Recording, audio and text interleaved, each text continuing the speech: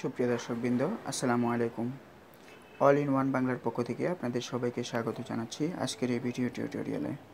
আজকের এই টিউটোরিয়ালে আমি আপনাদের সাথে শেয়ার করব কিভাবে মোবাইল ফোন থেকেই রেমিটেন্সের স্ট্যাটাস দেখা যায়। তো মনে করুন আপনি প্রবাসে আছেন, তো আপনি বাংলাদেশে রেমিটেন্স পাঠালেন, তো ওই রেমিটেন্সের টাকা দেখতে হলে মানে টাকাটা ওই অ্যাকাউন্টে জমা হয়েছে কিনা সেটা শিওর হওয়ার জন্য কী করতে হবে, সেটার জন্য আপনাকে যে রেমিটেন্স পেপারটা দেওয়া হয়েছে, দেখতে পাচ্ছেন এখানে একটা পেপার দেওয়া হয়েছে আমাকে। এই পেপারের জায়গায় ইউফিন দেওয়া আছে, আর যে এক্সচেঞ্জ থেকে টাকাটা পাঠিয়েছে এশিয়া এক্সপ্রেস এক্সচেঞ্জ আলগোবরা থেকে।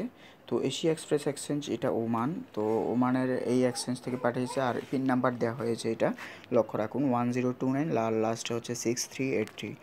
আমি নাম্বারটা আমার সুবিধার্থে উপরে নিয়ে এসেছি এটা লিখে। তো আমি এটা এখন কপি করব।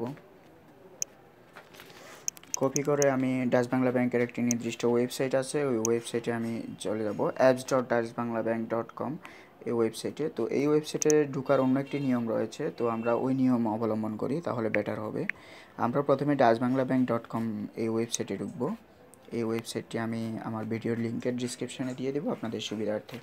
তারপর এখানে যে অপশনটি রয়েছে ওখানে ক্লিক করব, এরপর আদার্স সার্ভিসে আমরা চলে যাব।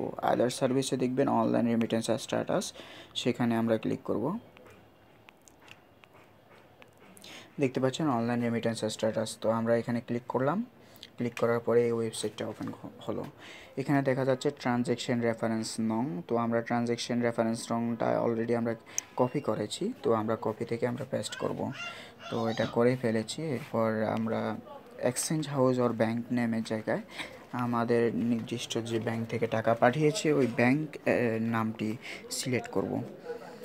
দেখতে পাচ্ছেন এখানে অনেকগুলো ব্যাংক রয়েছে, যেমন সৌদি আরবের জন্য আল ব্যাংক আল বিলাদ, এরপর অনেকগুলো ব্যাংক আছে। তো আপনারা ওই ব্যাংক থেকে পাঠালে আর ডাচ বাংলা ব্যাংকের অ্যাকাউন্টে অথবা ডাচ বাংলা ব্যাংকের নামে পাঠালে তো এটা চেক করতে পারবেন। তো এখানে অনেক দেশ থেকে অনেক রকমের টাকা, অনেক এক্সচেঞ্জের নাম দেওয়া আছে। তো আমরা এশিয়া এক্সপ্রেস এক্সচেঞ্জ যেটা আছে আমরা ওটাই সিলেক্ট করব। সিলেক্ট করার পরে চেক স্ট্যাটাসের মধ্যে ক্লিক করব।